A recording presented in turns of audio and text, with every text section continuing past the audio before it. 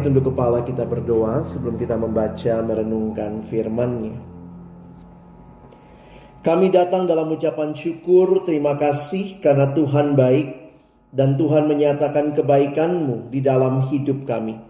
Kembali hari ini kami bersama-sama beribadah, memuji, memuliakan nama-Mu, dan tiba waktunya bagi kami untuk membuka firman-Mu ya Tuhan. Kami mohon waktu kami akan membuka firman-Mu, bukalah juga hati kami. Jadikanlah hati kami seperti tanah yang baik, supaya ketika benih firman-Mu ditaburkan, boleh sungguh-sungguh berakar, bertumbuh, dan juga berbuah nyata di dalam hidup kami. Berkati hamba-Mu yang menyampaikan, semua kami yang mendengar, Tuhan tolong, agar pada akhirnya kami bukan hanya jadi pendengar-pendengar firman yang setia, tapi mampukan dengan kuasa dan pertolongan dari Roh-Mu yang kudus, kami dimampukan menjadi pelaku-pelaku firman-Mu di dalam hidup kami, di dalam keseharian kami. Bersabdalah ya Tuhan, kami umat-Mu sedia mendengarnya. Di dalam satu nama yang kudus dan berkuasa, nama Tuhan kami Yesus Kristus, Sang Firman yang hidup, kami menyerahkan pemberitaan firman-Mu. Amin. Shalom. Selamat siang Bapak Ibu Saudara yang dikasihi Tuhan. Saya pertama-tama bersyukur untuk kesempatan boleh melayani siang hari ini. Saya bersama dengan adik saya dalam pelayanan di Perkantas, Richard, menemani hari ini dalam pelayanan kita. Tema yang diberikan kepada kita hari ini adalah hidup dalam terang firman Tuhan. Sebulan ini, kalau saya dapat informasi, Bapak Ibu Saudara bicara tentang hidup orang beriman di dalam berbagai aspek. Dan hari ini kita bahas bagaimana aspek hidup di dalam firman. Saya mulai dengan slide ini bahwa kekristenan bukan sekadar agama, tetapi adalah relasi dengan Allah di dalam dan melalui Yesus Kristus. Christianity isn't just a religion. Apakah ada unsur religion di dalamnya? Pasti ada ya. Mungkin kita akan tahu dalam kekristenan ada ritual, ada hal-hal yang kita lakukan dalam ibadah. Tetapi lebih daripada sekadar ritual, kekristenan adalah relasi dengan Allah. Karena itu di dalam hidup kita sebagai umat Allah, kita harus memastikan ya, ini generasi GPS saudara ya. Apakah kita ada di dalam dosa ataukah kita ada di dalam Kristus? Ini harus menjadi sebuah hal yang menandai hidup orang beriman adalah hidup yang berelasi dengan Tuhan. Jangan jadi orang Kristen atau jadi orang yang kayak burung gereja katanya ya. Saudara tahu apa itu burung gereja? Apa kurang rohaninya burung gereja ya? Namanya pun kalau ditanya marga ahado, marga gereja. Burung gereja ya. Jadi kalau kita bisa bayangkan dia lahir di gereja, tinggal di gereja, makan di gereja, tapi dia tidak punya relasi dengan sang pemilik gereja. Kita tidak hanya bicara menjadi orang Kristen secara status, tetapi hidup beriman kita adalah hidup yang berelasi dengan Kristus. Dan karena kita berelasi dengan Kristus, kita mengalami pertumbuhan. Hidup beriman tentunya mengalami pertumbuhan. Kita baca sama-sama kitab Kolose pasal 2 ayat 6 dan ayat yang ke-7. 1, 2, ya. Kamu telah menerima Kristus Yesus Tuhan kita. Karena itu hendaklah hidupmu tetap di dalam Dia. Hendaklah kamu berakar di dalam Dia dan dibangun di atas Dia. Hendaklah kamu bertambah teguh dalam iman yang telah diajarkan kepadamu. Dan hendaklah hatimu melimpah dengan syukur. Saudara perhatikan, menerima Yesus bukan akhir hidup beriman, tapi justru awal. Karena kamu telah terima Yesus, what next? Mari alami hidupmu tetap di dalam Dia. Paulus ini menggunakan istilah-istilah yang dikenal di dalam berbagai disiplin ilmu. Paulus sangat luas pemahamannya ya. Ada dari dunia pertanian, berakar di dalam Dia. Tapi bukan hanya itu, ada juga dari dunia, ini dari dunia sipil, dibangun di atas Dia. Ke bawahnya teguh, kokoh, ke atasnya dibangun dengan baik, dan bertambah teguh. Ini istilah hukum sebenarnya. Kalau Bapak Ibu pelajari, itu istilah dalam bidang hukum, bertambah teguh di dalam iman. Jadi hidup orang percaya harusnya hidup yang bertumbuh. Hidup yang mengenal Tuhan adalah hidup yang bertumbuh di dalam Kristus. Nah, pertanyaannya, apa yang Tuhan berikan bagi kita supaya kita bisa terus bertumbuh? Tuhan tidak hanya suruh kita bertumbuh, tapi Dia memberikan segala yang saudara dan saya butuhkan untuk bertumbuh. Pertama, Tuhan kasih Roh-Nya yang kudus. Diam di hati semua kita yang percaya, sehingga kita bisa bertumbuh. Yang kedua, Tuhan kasih relasi dengan Dia melalui firman dan doa. Dan yang ketiga, Tuhan berikan kepada kita komunitas. Jadi hidup beriman kita yang berelasi dengan Tuhan, yang mengalami pertumbuhan. Hari ini saya akan khusus membahas tentang hidup dalam terang firman. Saya pikir bukan hal baru ya. Dari kecil kita sudah belajar di sekolah minggu. Bagaimana bertumbuh adik-adik? Baca kitab suci, doa tiap hari kalau mau tumbuh. Tapi kalau kita evaluasi dalam hidup kita, masalahnya biasanya di mana? Ada yang bilang sama saya baca kitab suci pernah Pak. Doa pernah Pak. Masalah saya setiap harinya Pak. Gitu ya. Baca kitab suci, doa tiap hari. Jangan-jangan lagu kita udah berganti ya. Tidak baca kitab suci, tidak doa tiap hari, tidak bertumbuh. Mau pakai gaya? Tidak bertumbuh. Harusnya sebagai orang percaya kita mengalami pertumbuhan. Dan untuk itu Tuhan kasih firman-Nya. Kenapa Alkitab begitu penting? Karena seluruh kekristenan dibangun atas dasar firman Tuhan. Makanya kalau orang tanya what is the Bible? Ya, the Bible katanya surat cintanya Tuhan. Semua yang saudara dan saya percaya dalam iman kita, sumbernya dari mana? Dari Alkitab. Dari mana kita tahu Yesus mengasihi kita? The Bible tells me so. Dari mana kita tahu Yesus akan datang kedua kali? The Bible tells me so. Makanya kalau orang Kristen, Alkitabnya diambil, runtuh kekristenan. Karena semuanya dibangun atas dasar firman Tuhan. Karena itulah kita harus bangun hidup yang berakar kuat di dalam firman Tuhan. Tuhan tahu kita hidup dalam dunia yang gelap. Dunia yang dimana kita mungkin akan terantuk ke sana dan ke sini. Bagaimana bisa bertahan? Tuhan katakan seperti lagu yang kita nyanyikan, firman-Mu itu pelita bagi kakiku, terang bagi jalanku. Jadi kalau saudara bilang, Tuhan kenapa hidupku gelap? Jangan-jangan kita tidak memberi waktu untuk membaca dan merenungkan firman Tuhan. Emangnya apa manfaat firman Tuhan? Ya, kita baca ayat ini sama-sama. 2 Timotius 3 ayat 16 dan 17. Perhatikan apa yang Paulus katakan. Kita baca ya, 1, 2 ya. Segala tulisan yang diilhamkan Allah memang bermanfaat untuk mengajar, untuk menyatakan kesalahan, untuk memperbaiki kelakuan, dan untuk mendidik orang dalam kebenaran. Dengan demikian tiap-tiap manusia kepunyaan Allah diperlengkapi untuk setiap perbuatan baik. Saudara perhatikan, ini fungsi manfaat firman Tuhan. Untuk apa? Untuk mengajar kita. Untuk memperbaiki, menyatakan kesalahan kita. Memperbaiki kelakuan kita dan mendidik orang dalam kebenaran.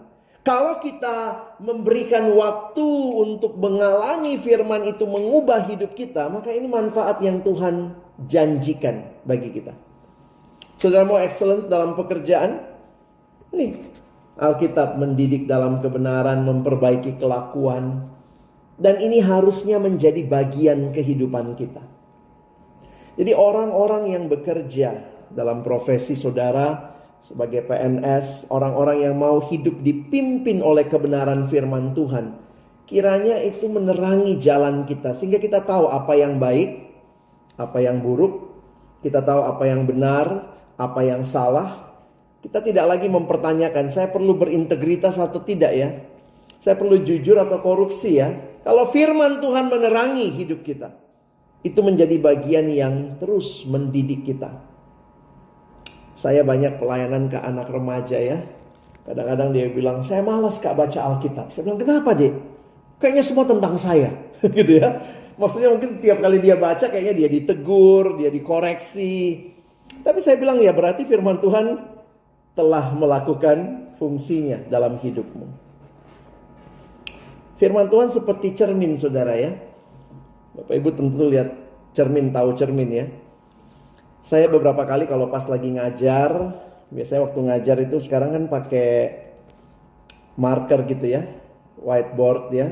Jadi kita tulis pakai spidol warna hitam misalnya begitu. Kadang-kadang kan mau cepet juga ya, lupa ada penghapus. Jadi kadang-kadang langsung hapus pakai punggung tangan gitu. Kadang-kadang nggak sadar kita pegang begini ya. Wah, itu udah kayak maskara luntur begitu.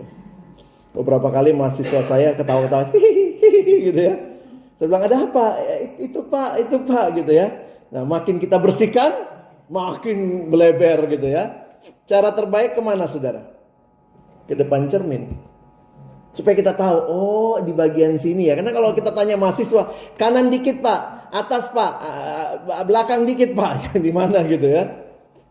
Firman Tuhan seperti cermin ketika saudara dan saya melihat.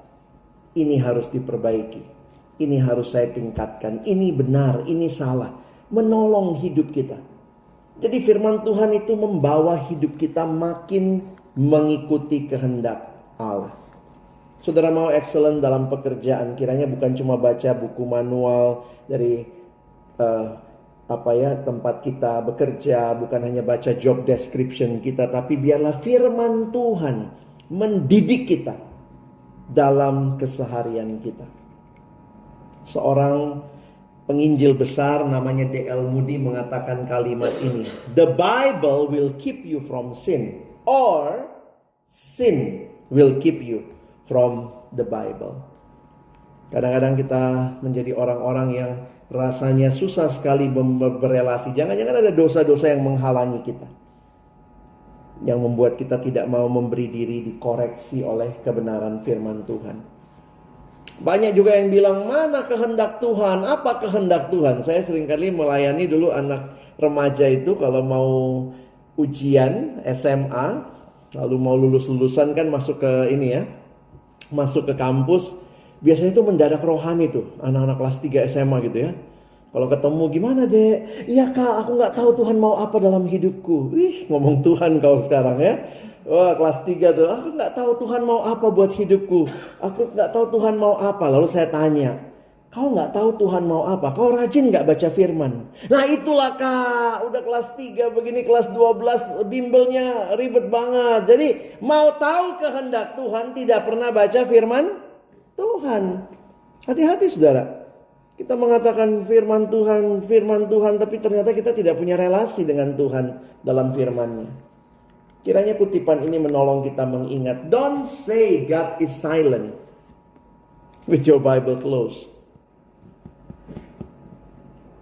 Kita mau dibimbing Tuhan, kita mau tahu kehendak Tuhan.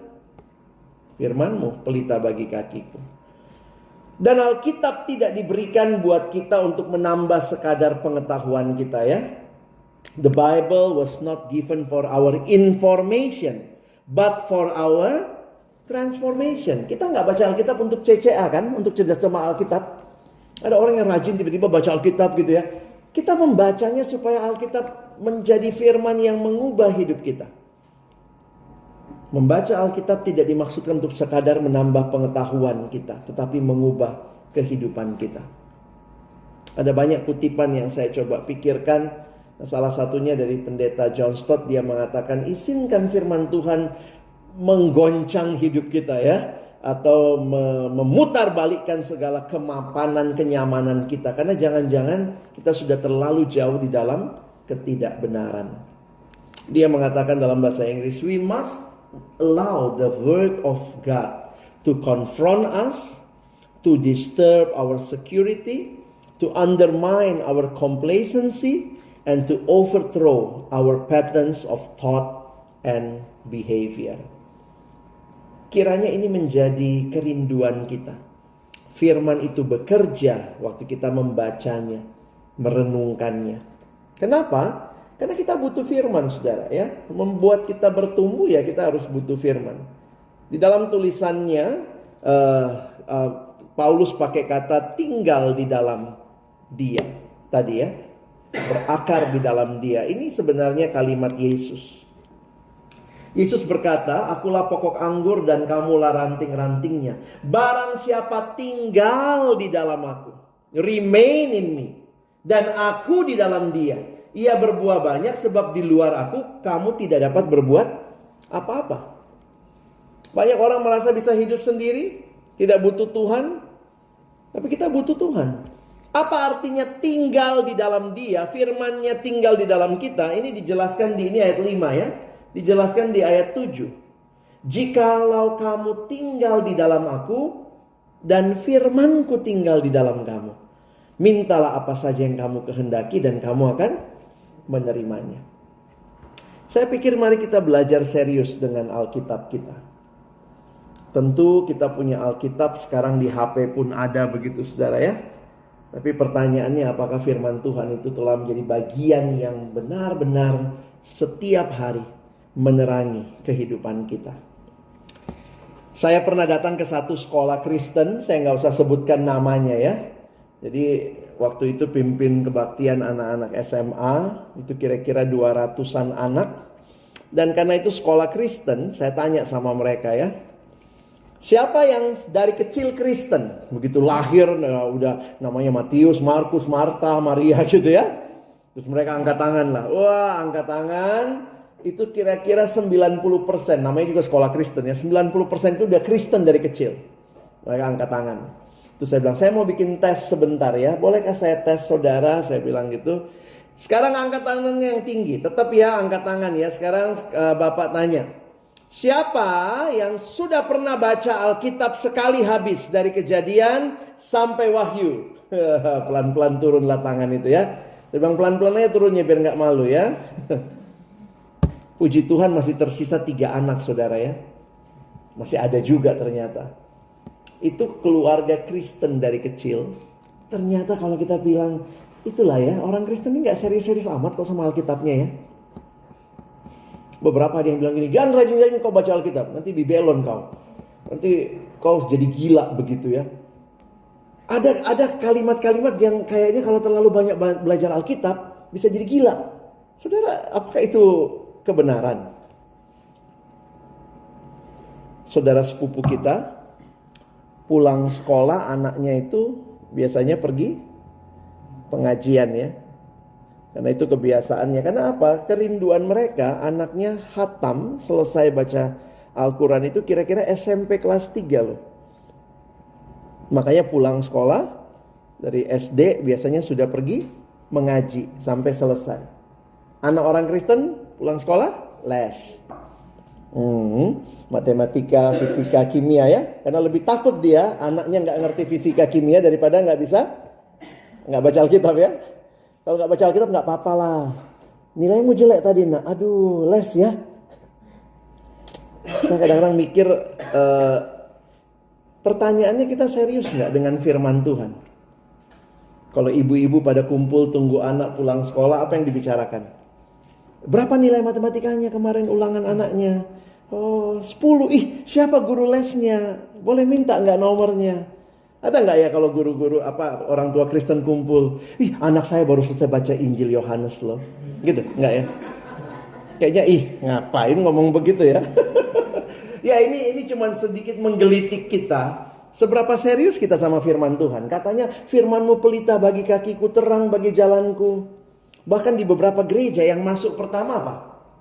Alkitab saudara. Yang diserahkan di depan mimbar apa? Alkitab, tapi cuma simbol.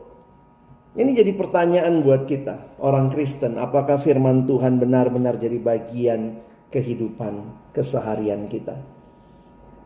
Mungkin kita juga udah makin sulit punya waktu bersama keluarga membaca, merenungkan firman Tuhan. Di sini jadi pertanyaan penting. Jangan-jangan bukan firman yang menuntun hidup kita, tetapi segala hal yang ada di sekitar kita yang belum tentu sesuai dengan kehendak Tuhan, sesuai dengan firman-Nya. Maka mari kita punya disiplin, saudara ya. Disiplin untuk mendengarkan Allah, mendengarkan firman-Nya. Banyak cara ya. Karena kita juga mendengar firman berbagai cara. Ada khotbah, maka mari kita belajar juga waktu dengar khotbah, dengar dengan baik ya. Kita buka yang harus dibuka. Memang kadang-kadang susah ya, begitu ada HP ini, pas lagi khotbah enak juga kita lihat-lihat ya. Set gitu ya. Nah ini kita perlu punya disiplin yang baik. Kalaupun kita secara pribadi dalam saat teduh kita, saya harap kita juga tetap punya waktu untuk bersekutu dengan Tuhan secara pribadi. Kita sisihkan waktu kita. Dan juga kalau ada kelompok-kelompok diskusi untuk menolong kita makin memahami firman, ini juga jadi bagian yang saudara dan saya perlu untuk miliki. Beberapa gereja punya kelompok-kelompok kecil. Nah ini juga yang kalau kita di pelayanan mahasiswa kan ada kelompok kecil. Untuk apa? Untuk kita sama-sama belajar firman, bertumbuh di dalam firman. Jadi mari kita biasakan diri kita, baik mendengar, baik pribadi, baik berkelompok, kiranya kita makin bertumbuh di dalam iman kita kepada Tuhan. Salah satu yang kita takutkan, saya nggak tahu berapa data BPS tentang orang yang buta huruf di Indonesia. Ya, tapi juga ada gerakan yang dilakukan oleh sebuah lembaga Kristen untuk menghapus literasi illiterate Alkitab. Banyak yang buta Alkitab. Nah, itu kita sedih juga ya. Kalau kita mau bangsa kita aja tidak ada lagi yang buta huruf, semua bisa baca. Kiranya orang Kristen juga punya kerinduan, jangan lagi ada orang yang buta Alkitab. Berarti kita mesti belajar mensosialisasikan, membagikannya, ya. Nah, saudara, untuk itu kita perlu disiplin. Nah, disiplinnya dalam berbagai hal ya. Nah, saya kasih kalimat ini saja. Pentingnya quality time untuk melakukan disiplin rohani. Waktu kita dengar firman di gereja, di dalam pelayanan, kita mungkin melakukan saat teduh, kita butuh quality time, saudara ya. Jadi waktu yang berkualitas. Bagaimana memiliki waktu yang berkualitas? Mungkin pertanyaan dasarnya ini ya. Apa bedanya antara sisa sama sisi, saudara? Ini aplikasi sederhana. Apa bedanya sisa sama sisi? Sisa pakai A, sisi pakai I. Itu opung-opung juga tahu. Kalau misalnya nih ya, ada makanan nih ya. Ada makanan banyak, terus saya makan. Terus ada dikit, udah kenyang. Oh gitu ya, masih ada dikit. Namanya sisa. Kalau sisi? Dari awal ya, kita udah sisihkan ya. Pertanyaan saya begini, lebih terhormat dikasih makanan sisa atau sisi? Sisi. Yakin ya? Kadang sisa temen juga buat aku lah gitu ya. Lebih terhormat dikasih makanan sisi ya. Sekarang pertanyaannya kalau kita balik ke hidup kita, waktu yang kita kasih untuk Tuhan setiap hari, waktu sisa atau sisi ya? Harusnya sih anak SMA lebih jujur ya. Waktu saya tanya, waktu yang kau kasih buat Tuhan sisa apa sisi? Sisa sih. Gitu saudara kan. Jadi kalau saudara mau hidupmu diterangi firman Tuhan, pertanyaan ini harus saudara jawab. Sisihkan waktu. Sisihkan waktu. Dan dalam ilmu manajemen sebenarnya mengatakan begini, untuk hal yang penting orang biasanya akan menyisihkan waktu, menyisihkan uang, menyisihkan tenaga. Kalau misalnya bos kita, pimpinan kita bilang, besok masuk jam 6 ya. Karena penting kita masukkan, oh besok agenda saya buat di wecker gitu ya. Di setel alarm, bangun jam segini. Kenapa? Mesti masuk jam 6 misalnya. Berapa banyak yang setel alarm untuk bangun pagi baca Alkitab? Karena kita maunya bangun pagi langsung sibuk kerja begitu ya. Nah ini kan butuh kesadaran bahwa Allah mau bicara sama saya, itu penting, maka saya sisihkan waktu. Jadi jangan kita cuma dengar banyak firman, harus hidup dalam firman. Tapi pertanyaannya pulang dari sini, saudara berjuangkah untuk bisa hidup dalam firman? Maka kita butuh disiplin. Kita butuh untuk menata ulang hidup kita. Aduh banyak sekali kegiatan saya, hari ini saya sibuk sekali. Ada satu kalimat yang saya kagum dari Opung Martin Luther ya. Dalam satu kesaksiannya dia bilang begini. Kalau saya sibuk hari itu, saya akan bangun lebih pagi untuk baca Alkitab dan berdoa. Sehingga murid-muridnya tahu, kalau dia keluar kamar jam 6 pagi, berarti dia sudah bangun. Dia biasanya pakai waktu 4 jam untuk berdoa dan baca Alkitab. Kalau dia keluar kamar jam 6, dia udah bangun dari jam 2, kira-kira begitu ya. Nah, itu satu hal yang biasanya murid-muridnya ingat. Apa teladan dari Martin Luther? Bukan hanya bapak reformasi ya, tapi seorang yang mau bergaul dengan Tuhan. Tambah sibuk saya hari itu, tambah lama saya bertelut di hadapan Tuhan. Saya sendiri bergumul ya, karena rasanya kok kalau tambah sibuk kita ya, tambah mau banyak tidur kan, biar seger nanti ya. Tapi kiranya kita punya kerinduan. Maka ini penting saudara ya. To change your life, you need to change your priorities. Apakah bersekutu dengan Tuhan dalam firman itu masuk prioritas kita? Kalau masuk prioritas, maka ada waktu yang kita sisihkan. Mari kita punya komitmen untuk berubah, komitmen untuk bertumbuh. Dan di akhir surat 2 Petrus, saya lagi pelajari 2 Petrus saudara ya. Di akhir surat 2 Petrus menarik sekali. Setelah begitu banyak pergumulan, tantangan, Petrus menutup suratnya dengan apa? Udahlah, kalian santai-santai aja. Udahlah, kalian laid back aja. No. Ini kalimat terakhir dari surat 2 Petrus ya. 2 Petrus 3 ayat 18. Di tengah berbagai tantangan, ajaran sesat, apa yang kamu alami dalam dunia. Maka mari kita baca sama-sama. 1, 2 ya. Tetapi bertumbuhlah dalam kasih karunia dan dalam pengenalan akan Tuhan dan Juru Selamat kita Yesus Kristus. Baginya kemuliaan sekarang dan sampai selama-lamanya. Biarlah menghadapi berbagai pergumulan tantangan hidup dunia yang gelap, saudara dan saya hidup dalam terang firman Tuhan. Itulah hidup beriman kita. Bagaimana dengan saudara? Mari kita jawab ini bukan dalam teori di kepala, tetapi dalam hidup yang kembali memprioritaskan, membaca, merenungkan, bahkan menghidupi, dan juga membagikan firman Tuhan. Amin. Mari kita berdoa.